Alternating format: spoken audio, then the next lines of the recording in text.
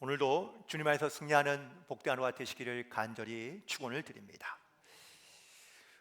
우리는 살아가면서 내 눈에 보이는 것들을 눈에 보이는 그대로 우리는 해석하는 경우들이 많이 있습니다. 영어 같은 경우에도 직역과 의역이 있는데 직역과 의역이 매우 다른 경우가 많습니다. 어느 한 유치원에 다니는 아이가 영어를 배우는데요, 엄마가 아이에게 또 집에 와서 영어를 가르치기 시작합니다.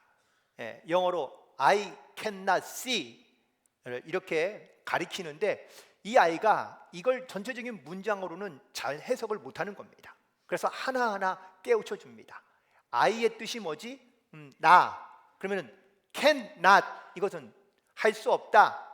그러면은 see는 보다. 자, 그걸 이제는 한 문장으로 만들어 봐 라고 얘기하니까 이 유치원 아이가 생각한 것을 그대로 지적하니까 나는 할 수 없나 보다 라고 이렇게 해석이 되는 거죠. 그런데 원래의 뜻은 볼 수 없다, 보이지 않는다 라는 뜻입니다. 우리가 신앙과 믿음을 볼 때에도 어쩌면 이런 부분이 있는 것 같습니다. 우리가 내 눈으로 직접 보거나 아는 그냥 그대로를 받아들이려 하는 경우가 많다는 것이죠. 오늘 말씀을 묵상하고 또한 설교를 준비하면서 우리가 교회에는 가깝지만 이 구원과 믿음에는 혹시 멀리 있는 것은 아닌가? 이사야서 1장 12절에 있는 말씀에 이렇게 말씀하고 있습니다. 너희가 내 앞에 보이려 오니 이것을 누가 너희에게 요구하였느냐? 내 마당만 밟을 뿐이니라. 우리의 신앙도 잘못하면은요, 이런 신앙이 될 수 있습니다. 교회만 왔다, 마당만 밟다 돌아가는 신앙입니다. 예수님의 시대에도 하나님의 말씀을 많이 연구하고 또한 많이 아는 사람들이 있습니다. 우리는 그 사람들을 서기관 혹은 바리새인들이라고 주로 많이 이야기하는데, 그들은 말씀은 많이 배우고 지식적으로는 아는지 모르겠지만 그들은 예수님을 향한 하나님에 대한 올바른 믿음, 구원의 확신이 없이 살아갔던 사람들이 많았던 것을 깨닫게 됩니다. 그들의 관심은 말씀 안에 하나님께 있는 것이 아니라 그들의 진짜 관심은 사실은 세상에 혹은 사람들의 눈과 말에 있었다는 것을 깨닫게 되는 것이죠. 그들은 하나님의 말씀을 가까이 하면서도 정작 그들을 향한 하나님의 마음과 뜻에는 멀리 있는 사람들이었다라는 겁니다. 우리가 이웃 나라인 일본을 이야기할 때 주로 이렇게 얘기하죠. 가깝지만 먼 나라. 무슨 뜻입니까? 지리적으로는 가까운 나라이지만 정서적으로 혹은 또 역사적으로 문화적으로는 사실 우리와는 좀 멀게 느껴질 수밖에 없는 나라라는 겁니다. 현대를 살아가는 성도들에게도 사실 이와 비슷한 것 같습니다. 우리 주변에 교회가 많습니다. 그리고 사실 신앙생활 할 때에도 가까이에 있는 교회를 주로 다니려고 합니다. 그런데 가까이 있는 교회를 다니고 많은 교회들 중에서 내가 선택하며 신앙생활을 시작하고 있긴 하지만 정작 내가 주님의 말씀대로 이 구원의 확신과 믿음의 증거들을 가지고 살아가는 그리스도인은 많지 않다라는 역설적인 내용 때문에 그렇습니다. 무언가 우리가 정말 주님의 말씀에 사모하고 또한 나에게 주신 이 말씀이 살아있다는 것을 내가 깨닫고 느끼면서 그리고 성화되어 거룩해져 가는 그리스도인으로 살아가는 그러한 믿음을 가지고 살아가는 성도들이 혹은 교인들이 점점점 사라지고 있다라는 것이죠. 사도행전 3장에 보면 성전 미문 앞에 앉아있는 어떤 한 거지가 있었습니다. 그는 안진뱅이입니다. 그는 항상 성전에 들어가는 입구인 문 앞에 앉아서 구걸을 합니다. 그런데 성전의 미문 앞에 앉아있다는 이야기는 이런 겁니다. 항상 성전에서 들려오는 하나님의 말씀 혹은 찬양의 소리를 듣습니다. 하지만 그에게는 그 자리가 자기의 생명을 연장시켜가는 어떤 연장의 장소인 것인지, 내가 주님의 말씀을 듣고 믿음으로 하나님 앞에 나아가는 은혜의 장소는 아니었다는 것이죠. 어느 날 성전에서 예배드리고 나오는 베드로와 요한을 향하여 평소와 다름없이 구걸합니다. 그런데 이때 베드로가 그에게 말하기를, 나에게 은과 금은 없지만 내게 있는 이것을 내게 주노니 곧 나사렛 예수의 이름으로 일어나 걸으라 라고 명하자, 이 말에 그가 믿음을 가지고 일어섭니다. 그리고 그가 성전을 걷기도 하고 뛰기도 하며 하나님을 찬양했다고 기록하고 있습니다. 이전까지는 그가 성전 앞에서 말씀도 듣고 찬양도 들었지만 믿음이 없이 살았던 겁니다. 성경에 등장하는 수많은 바리새인들과 서기관들이 있습니다. 그런데 그들이 예수님을 찾아와 수많은 질문들을 하게 되는데요, 오늘 본문에 있는 말씀 바로 앞에 부분에 보면 많은 질문들이 쏟아져 나오고 있습니다. 마가복음 12장 14절의 말씀에 보면 가이사에게 세금을 바치는 것이 옳습니까? 옳지 않습니까? 라고 묻습니다. 또 23절에서는 부활의 때에 그들이 살아나면 그 중에 누구의 아내가 되겠습니까? 라고 묻습니다. 28절에서는 모든 계명 중에 첫 번째는 과연 무엇입니까? 라고 묻습니다. 이런 수많은 질문들을 던지는 이유는 무엇입니까? 사실 궁금해서 묻는 게 아닙니다. 예수님에게 계획되고 의도된, 예수님을 책잡고 또한 그를 잡아 죽이기 위한 함정으로 사실은 이런 질문들을 던진 겁니다. 결국 그들의 질문은요, 믿음과 구원과는 거리가 먼 질문들 뿐입니다. 그러면 예수님께서는 이 질문들에 어떻게 답하실까요? 17절에 보니까 가이사의 것은 가이사에게, 하나님의 것은 하나님께 바치라고 말씀합니다. 25절에서는 사람이 죽은 자 가운데서 살아날 때에 장가가지 아니하고 시집도 아니가고 하늘에 있는 천사들과 같다고 말씀하십니다. 또 29절부터 31절까지 있는 말씀에 첫 번째는 이것이니 마음을 다하고 목숨을 다하고 뜻을 다하고 힘을 다하여 주 너의 하나님을 사랑하라 하신 것이고, 둘째는 이것이니 내 이웃을 내 자신과 같이 사랑하라고 하신 것이라 라고 말씀하십니다. 이렇게 예수님께서 대답하실 때에 많은 사람들이 놀랐다라고 기록하고 있습니다. 예수님의 말씀이 왜 놀랄까요? 예수님의 말씀이 특별히 다른 것이 아니라 성경에 있는 말씀을 그대로 다시 인용한 것 뿐입니다. 하지만 그들에게는 믿음이 없고 오직 그냥 그 자기들의 어떤 욕심과 욕망에 있는 질문들만 예수님께 던졌기 때문입니다. 오늘도 우린 주님께 나와 예배합니다. 우리가 나름대로 하나님을 알기도 하고 성경을 알기도 합니다. 또한 때로는 천국에 대한 소망도 가지고 있습니다. 하지만 정작 우리의 이 믿음의 삶을 보면 구원의 확신도, 또한 하나님 나라의 백성으로 내가 정말 구별된 삶을 살고 있는가? 라는 질문을 던지면 우리는 회의 가운데 빠지기 쉽습니다. 예배도 빠지지 않고 기도도 열심히 하고 봉사도 하며 헌금도 드리지만 정말 내 삶의 중심이 예수님을 닮아 살아가고 있는가? 내가 그냥 교회 마당만 밟고 돌아가는 것이 아니라 정말 하나님과 가까이 살아가는 이 영적인 믿음의 삶을 살고 있는가라는 질문입니다. 오늘 이 질문을 통하여 우린 주님과 얼마나 가까이 있는지 혹은 얼마나 멀리 있는지를 다시 한번 돌이켜보고 또한 결단할 수 있는 은혜의 시간이 되기를 간절히 소망합니다. 먼저 이 서기관이 예수님과 멀 수밖에 없는 이유가 있는데, 첫 번째 이유는 그의 관심사가 이론적이고 지적인 데만 있기 때문입니다. 그는 아는 것이 많습니다. 성경을 잘 압니다. 말씀을 잘 압니다. 그는 배워서 아는 지식을 가지고 하나님을 말하고 있습니다. 하지만 중요한 것은 나도 예수를 알지만, 안다고 말하지만 안다고 구원받는 것은 아닙니다. 예수님을 분명히 믿어야 되는데 많은 사람들이 착각하는 것은 내가 예수를 아니, 잘 아니, 내가 이 아는 것이 나를 구원할 수 있다고 생각한다는 것이죠. 예수님께서 성경을 주시고 말씀을 주신 이유는 우리가 잘 알고 또한 지식을 주기 위함이 아니라는 겁니다.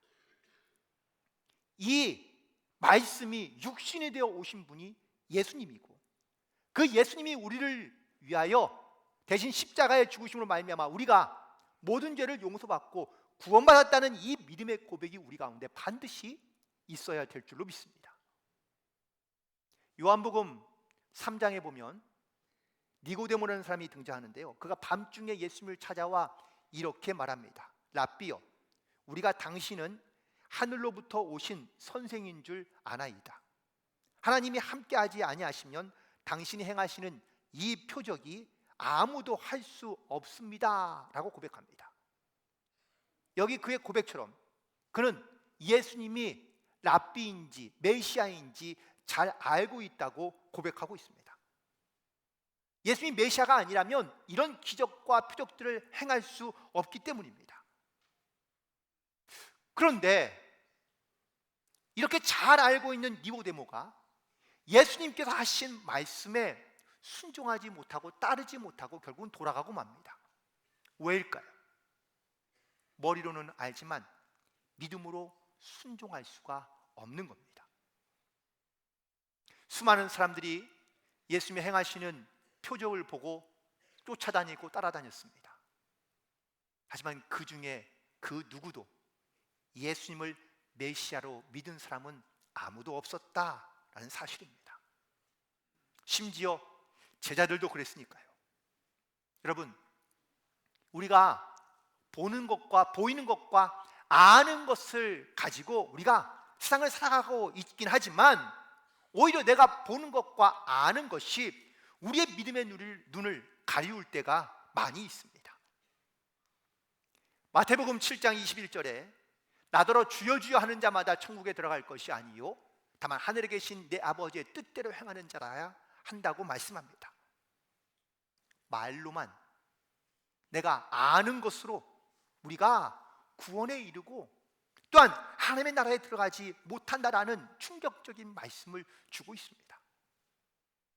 또 심지어 말씀을 잘 아는 서기관들과 바리새인들을 향하여는 더 충격적인 말씀을 주시는데, 마태복음 23장 13절에 있는 말씀에 보면 화 있을진저 외식하는 서기관들과 바리새인들이여, 너희는 천국 문을 사람들 앞에서 닫고 너희도 들어가지 않고 들어가려 하는 자도 들어가지 못하게 한다고 말씀합니다. 오히려 알고 있는 것이, 심지어 잘못 알고 있으면 자기만 하나님의 나라의 천국 문에 들어가지 못하는 것이 아니라 들어가고자 하는 다른 사람까지도 그를 들어가지 못하게 한다는 너무나 충격적인 말씀인 겁니다. 우리가 지식으로만, 머리로만 혹은 배움으로만 우리가 하나님을 안다면요, 이런 교만한 자가 되기 쉽습니다. 그리고 두 번째는 이 서기관은 예수님이 누구인지, 왜 이 땅에 오셨는지를 알지 못했다라는 것입니다. 만약 이 서기관이 예수님이 누구인지 알고 또한 이 땅 가운데 왜 오셨는지를 알았다면 과연 이 질문을 던지는 것으로, 그가 아는 것을 말하는 것으로 그쳤을까? 저는 그렇지 않았을 거라고 믿습니다. 정말 그가 예수님이 메시아인 것을 믿었다면 그는 거기서 멈추는 것이 아니라 밖에 나가서 예수님에 대하여 증거할 수밖에 없었을 것이다 라는 것이죠. 그 대표적인 사건이 바로 요한복음 4장에 있는 사건입니다. 어떤 한 이방 여자가 우물가에 물을 길러 왔는데 유대인 예수님을 만나게 됩니다. 처음에는 어떻게 하죠? 거리를 둡니다. 멀찍이서 서로의 말을 주고받습니다. 그런데 대화를 하면 할수록 예수님께 더 끌려 들어가는 자신의 모습을 보게 됩니다. 물론 예수님을 통하여 예수님이 확실하게 메시아인 것을 그가 깨닫고 믿게 되자 그녀가 어떻게 행동합니까? 요한복음 4장 28절에 있는 말씀을 보니까 여자가 물동이를 버려두고 동네에 들어가서 사람들에게 예수에 대하여 증거했다라는 사실입니다. 예수님을 믿게 되면 이런 삶의 변화가 일어날 수밖에 없다라는 겁니다.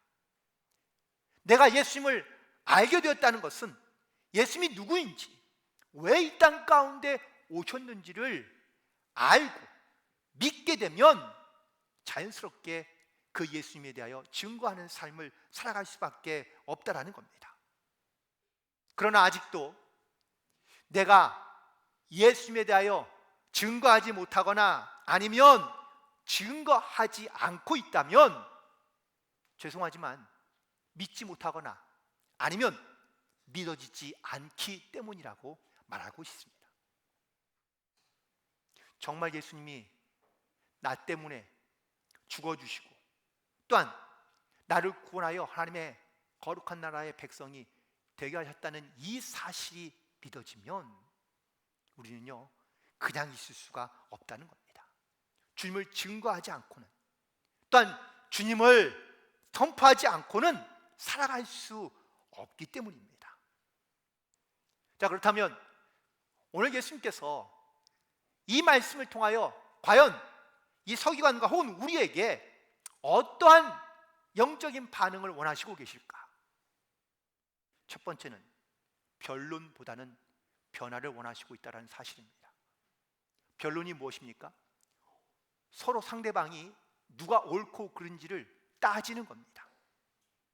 그래서 자기의 어떤 철학적, 문학적 지식을 다 동원해서 자기가 옳다는 것을 증명해내는 것이 이것이 바로 변론의 이야기인데 예수님은 우리들과 누가 옳고 그른지를 따지기 위해서 말씀하시는 것이 아닙니다. 변론이 아니라 우리를 변화시키기 위해서 예수님께서 우리 가운데 말씀해 주시고 이 땅 가운데 오신 겁니다. 그런데 서기관들과 바리새인들은 예수님을 찾아와 질문합니다. 질문의 의도는요, 누가 옳은지 그른지 한번 대결해 보자 라는 마음인 것이죠. 혹시 죄송하지만 오늘 이 자리에 이런 마음을 가지고 오셨습니까? 내가 예수님께 물론 나의 죄를 고백하고 회개하며 또한 주님 앞에 주님의 음성을 듣기 위해 이 자리에 나온 분도 계시겠지만 그냥 무엇이 옳고 그른지 내가 더 나은지 아닌지 혹시 이런 고민과 혹은 또 이런 마음을 가지고 혹시 자리에 앉아 있다면 여러분들에게 주님의 말씀을 통하여 내 지식이 내 경험이 무너지고 주님의 말씀이 주님의 은혜가 내 삶을 이끌어가는 놀라운 영적인 변화가 일어나게 되기를 간절히 소망합니다. 우리가 주로 예수님께 묻는 질문은 무엇입니까? 변론을 위한 것인가요? 아니면 변화를 위한 것인가요?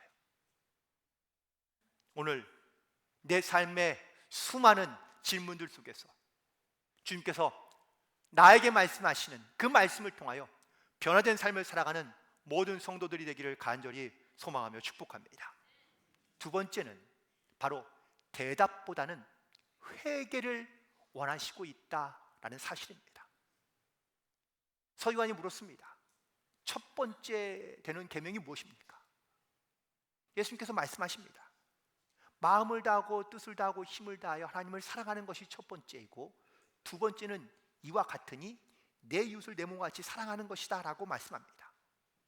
그때에 이 서기관이 이렇게 오늘 본문에서 대답합니다. 선생님이여 옳소이다.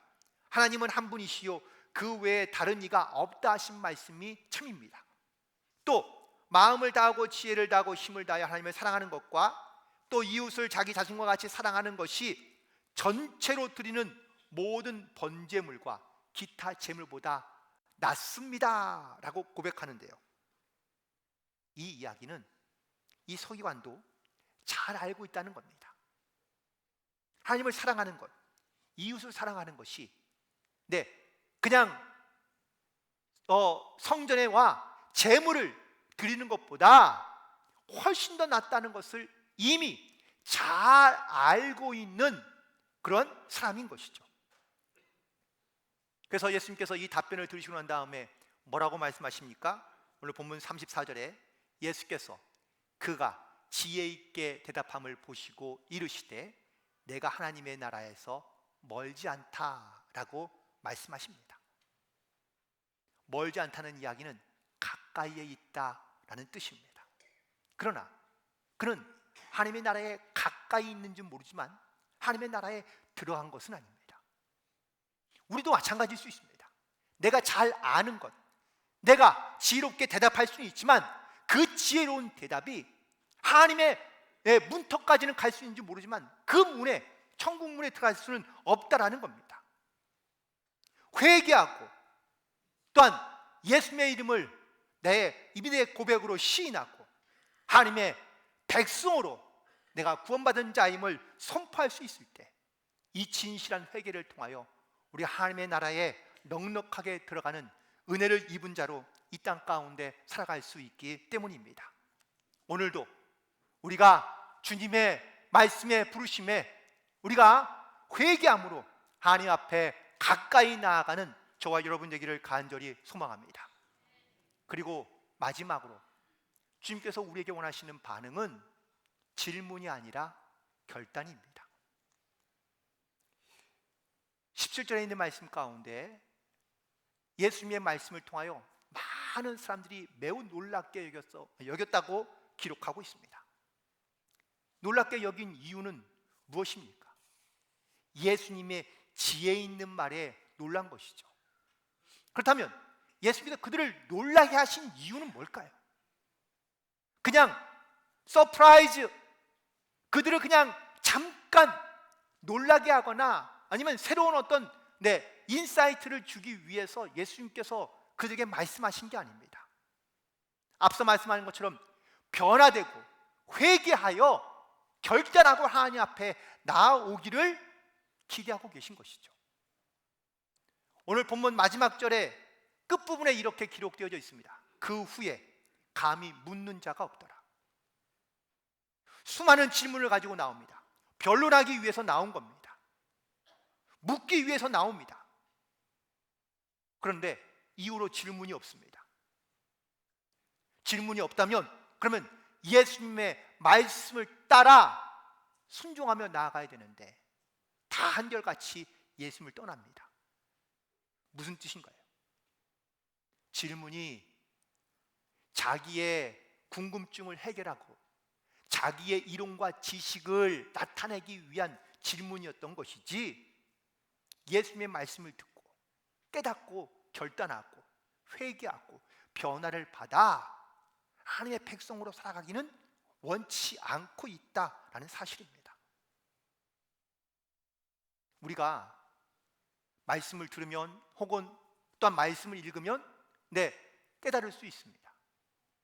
나에게 하나님께서 정말 지혜를 주시고 은혜를 주셔서 이 말씀이 들려지고 깨달아질 수 있습니다. 하지만 대부분 다 깨닫는 것에서 멈추고 맙니다. 그러면 하나님께서는 그 깨달음을 주시는 것으로 우리 가운데 은혜를 베푸신 것이 아니라 그 깨달음 가운데 결단을 가지고 삶의 변화를 일으키는 삶을 살아가려고 우리에게 말씀하고 있는 겁니다. 말씀을 정리하면서 누가복음 17장 20절부터 21절까지에 있는 말씀에 바리새인들이 하나님의 나라가 어느 때에 임하겠습니까? 라고 묻습니다.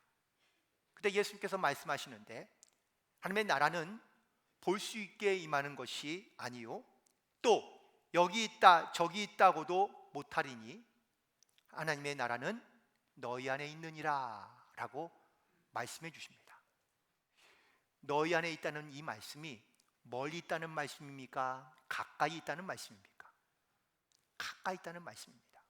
그런데 우리는 하나님의 나라가 내 안에 가까이 있다고 느껴지지 않고 멀리 있는 것처럼 느껴지고, 또한 그런 암 혹은 지식 혹은 그런 믿음으로 우리가 세상을 살아간다면 주님과 상관없는 삶을 살아가기가 쉽습니다. 하나님의 나라는 결코 멀리 있지 않습니다. 주님도 우리와 가까이 계시지 멀리 계시지 않습니다. 주님이 내 안에 있다는 이 믿음의 고백, 또한 여기저기서 많은 사람들이 이렇게 여러분들을 미혹할 수 있습니다. 하나님의 나라가 여기에 있다, 저기에 있다, 혹은 이때이다, 아니다. 수많은 말로 우리를 미혹할 때 사실 우리가 흔들리기 쉽습니다. 그러나 예수님은 분명히 말씀하십니다. 하나님의 나라는 볼 수 있게 임하는 것이 아니라 너희 안에 있다. 하나님의 나라는 멀리 있는 것이 아니라 가까이 있으며, 이 믿음과 또한 천국의 기쁨을 가지고 살아가는 성도들 안에 있기에 하나님의 나라는 결코 멀리 있지 않다는 것을 말씀하고 계십니다. 우리는 성경도 알고 기도도 알고 예수님도 압니다. 머리로 지식으로 귀로 들어 아는 것이 많습니다. 그런데 아는 것만큼 우리가 믿음으로 살아내지 못하는 경우가 많습니다. 오히려 세상에서 살아갈 때에 우리가 그리스도인인 것을, 하나님의 백성인 것을 심지어는 부끄럽게 여길 때도 많습니다. 왜일까요?